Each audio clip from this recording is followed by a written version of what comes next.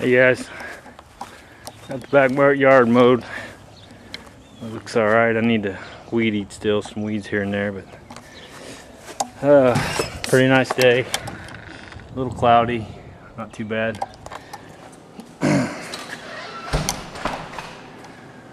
It's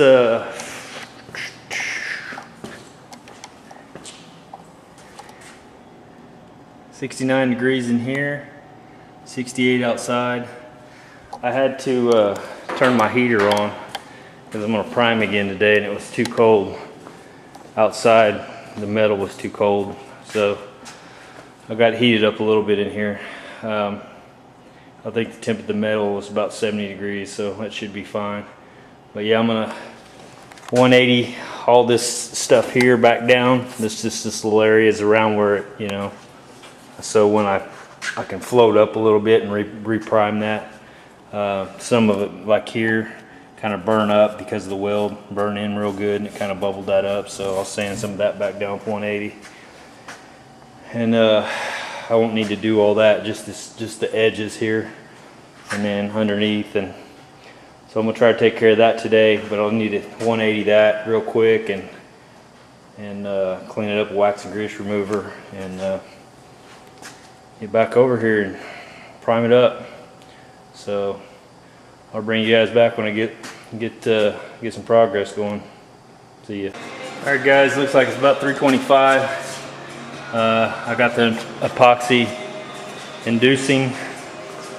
I just used one part on this. I didn't need that much. That's a SPI.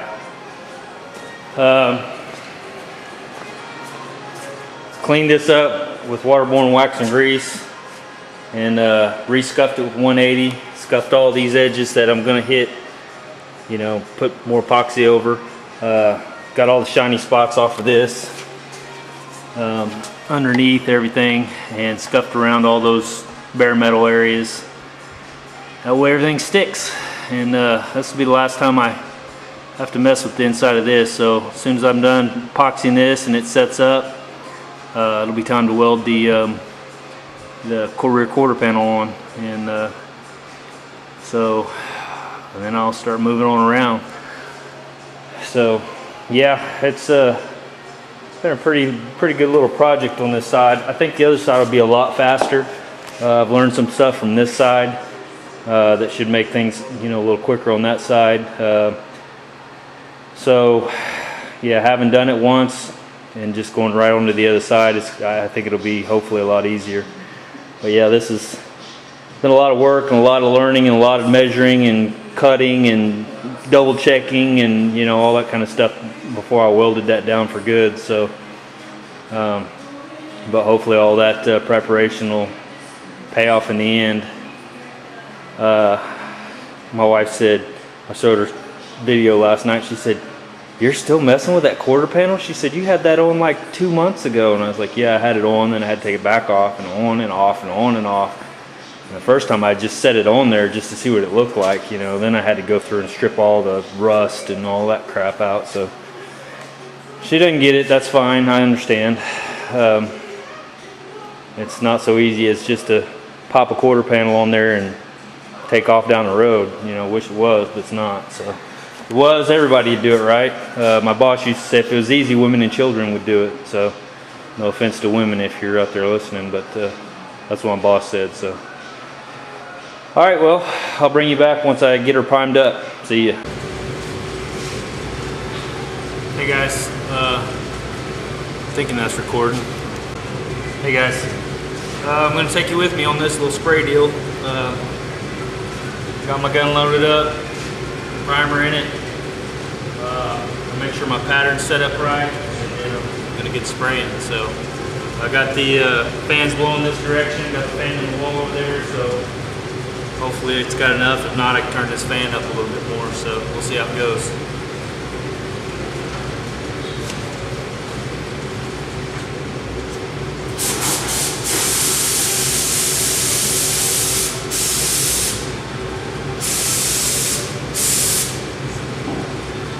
Good.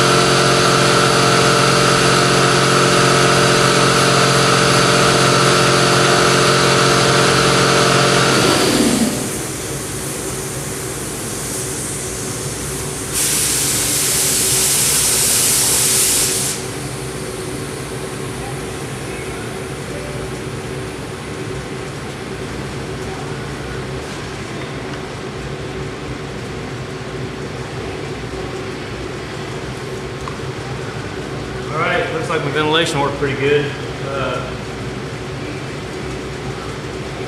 It covered pretty good, but it looks like I got some fish eyes, and again, I mean, it's underneath where you'll never see it, but I have to figure out why I keep getting the fish eyes. Either I'm spraying it on too fat, and I may have there. It says 2 wet coats on the guide deal, but Sam and I talked about putting a light coat and then a wet coat on. Well, Sam, I think that may be the thing. I can't imagine. I always thought fish eyes were because of a contaminant like oil or something like that that caused the fish eyes to happen. But I cleaned that really well, wax and grease, the whole deal. There should have been no contaminants on that whatsoever. So yeah, I got a couple like I said, but it's gonna work. I'll put another fat coat on it here in a minute. And once that kicks off, and yeah, we'll be done. I'll be done with it. So anyway, I thought I'd bring you guys along. I'll show you after once it's done, I'll show you the result. See you. All right, here we go with the second coat.